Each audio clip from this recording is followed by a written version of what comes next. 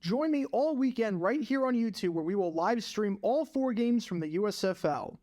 And now, on with our feature presentation. The Heidi game. Honestly, I feel like I've talked about this game 100 times on my channel by this point. To the point where you could click on a random video, and there's about a 1 in 10 chance that I'm going to mention this game at some point.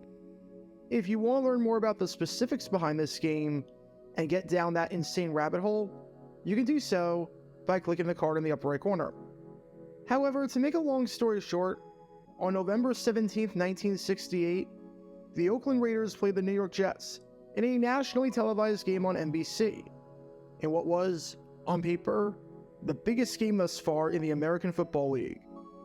And because this game was insanely high scoring, featured a ton of passing, and featured a ton of penalties, the game ran very long, to the point where it ran longer than 3 hours. With NBC set to premiere the made-for-TV movie Heidi after the game at 7 o'clock Eastern, instead of delaying the start of the movie until after the game ended, because this was a family movie, NBC executives decided to cut away from the game on the East Coast, meaning that if you were a Jets fan in New York, too bad, you couldn't see how this one ended. This was widely considered to be a bad move, and considering the impact that this game had for sports on television, you could make the argument that this was the biggest professional football game in regular season history. With the Jets leading 32-29 by the time NBC cut away, sure enough, the Raiders scored 14 points in the final 2 minutes to win it 43-32, leaving a lot of people shocked when they opened up the paper the next day and found that the Jets lost, even though when NBC cut away, the Jets were winning. Yeah, this was an absolute disaster that is still remembered well more than half a century later as a cautionary tale. And you would think that NBC and every NBC affiliate would have learned their lesson, and they would not cut away from a game early thinking that it was over in order to show something else. However, let's be honest, if that was the case, then I wouldn't be making this video. Because nearly 2 decades later, in 1986, with this affiliate right here in Detroit, it happened again. This is WDIV, as in the NBC affiliate in Detroit. At the time, their slogan was "Go for it," which apparently applied to someone asking whether they should cut away from the NFL game they were showing in order to air something else. Should we cut away? Go for it. And to say that there was considerable outrage over this would be putting it mildly, especially considering what they cut away from and what they cut away to show. This is the story behind one of the worst broadcasting decisions and blunders in NBC history. Before I talk about the decision that this NBC affiliate made, we need some context to understand how this game was going. It's September 7th, 1986. It's week 1 of a brand new football season, and we've got a big interconference battle on our hands over at Soldier Field in Chicago, between the Chicago Bears and the Cleveland Browns. This game was big for a few reasons, both in Detroit and across the country. Number 1, these were 2 playoff teams from the previous year, with the Browns winning the AFC Central and eventually getting eliminated in a game that you can learn more about by clicking the card in the upper right corner, and the Bears winning the Super Bowl. Yeah, the Bears were the defending Super Bowl champions, so obviously, interest was high for this one to see if they could pick up right where they left off. You don't get the number 1 crew of Dick Enberg and Merlin Olsen if this game means absolutely nothing. But especially if you were living in Detroit, this game meant something to you, since the Bears were in your division and were one of your hated rivals in the NFC Central. Obviously, if you're a Lions fan, you're mainly watching the Lions play the Vikings over on CBS. But during commercial breaks, and if that game got out of hand, oh, you're definitely flipping over to see how the Bears are doing. And what we got was a thrilling game that lived up to the hype as the de facto season opener. This game was not short on action and exciting plays, I'll put it that way.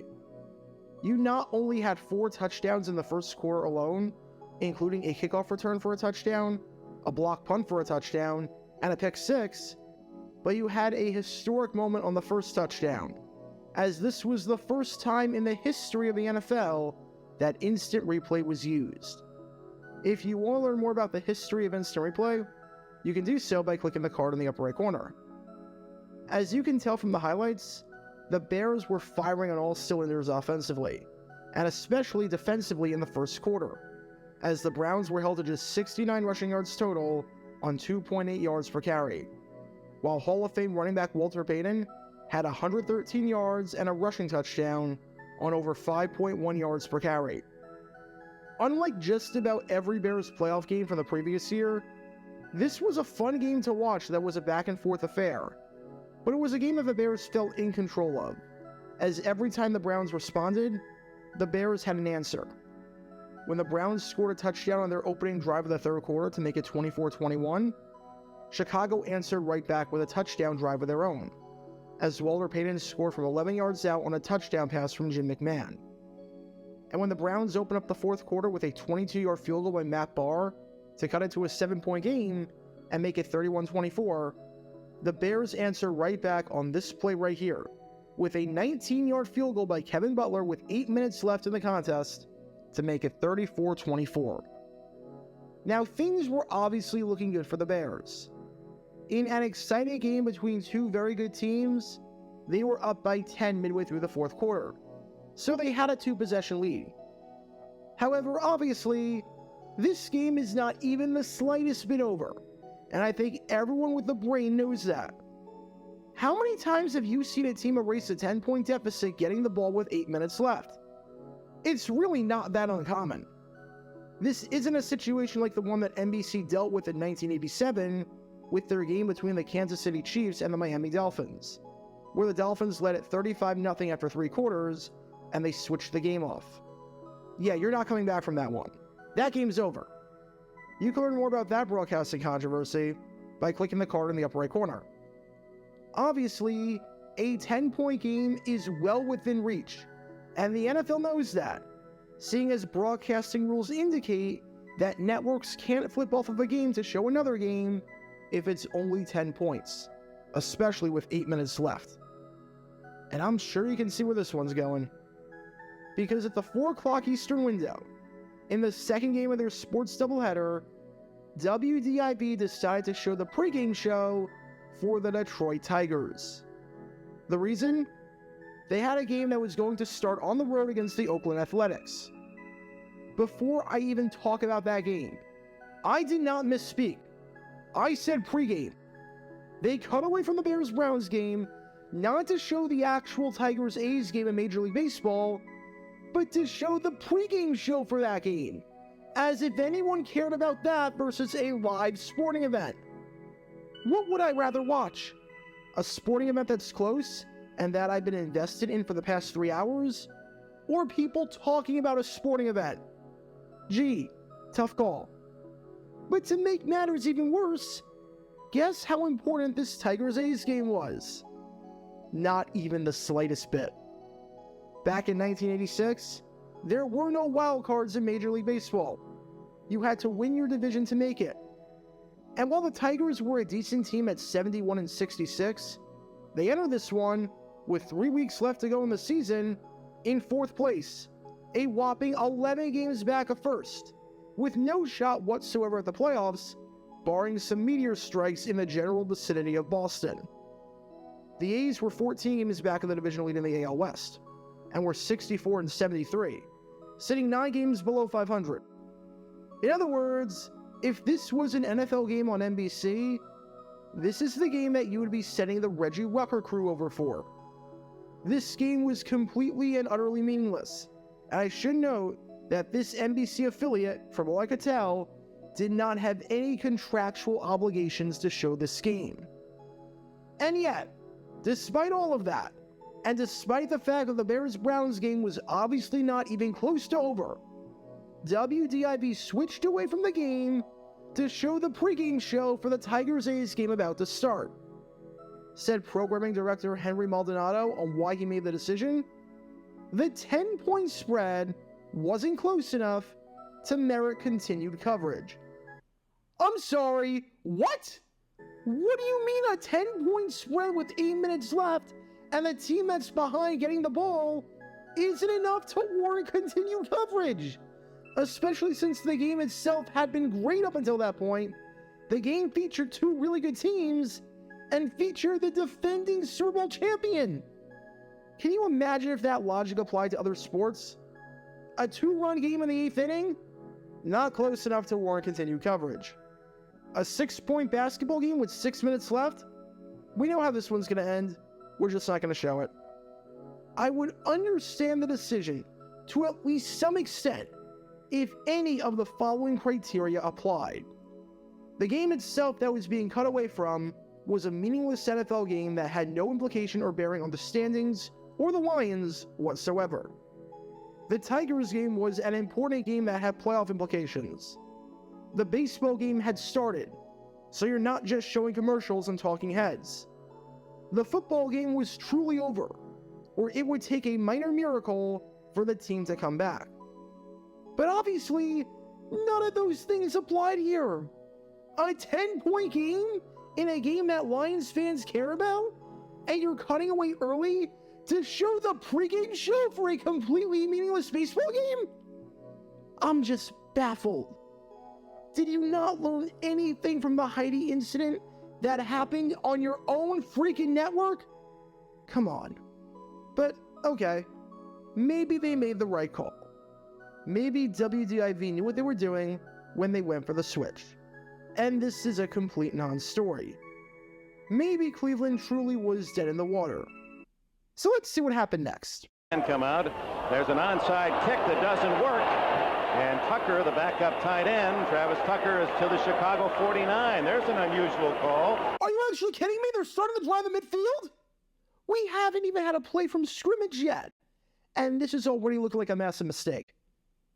Oh God, this won't be good. Kozar down the middle, and it's good for a first down at the 37-yard line. On first down, Kozar under pressure. And finds Greer. There's the veteran from the CFL, and a first down at the 15. Over the middle to Brennan. Brian Brennan, touchdown! Unbelievable. Unbelievable. Not even 90 seconds later, and the Browns scored a touchdown to cut it to a 3-point game.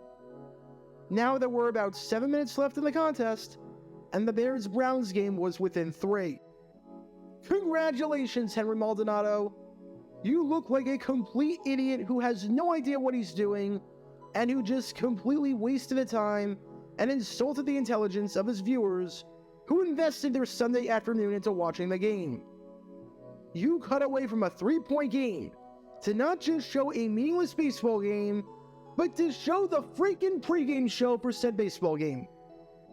I'm sure that decision was really worth it. For what it's worth, the Bears won this game at the end of the day.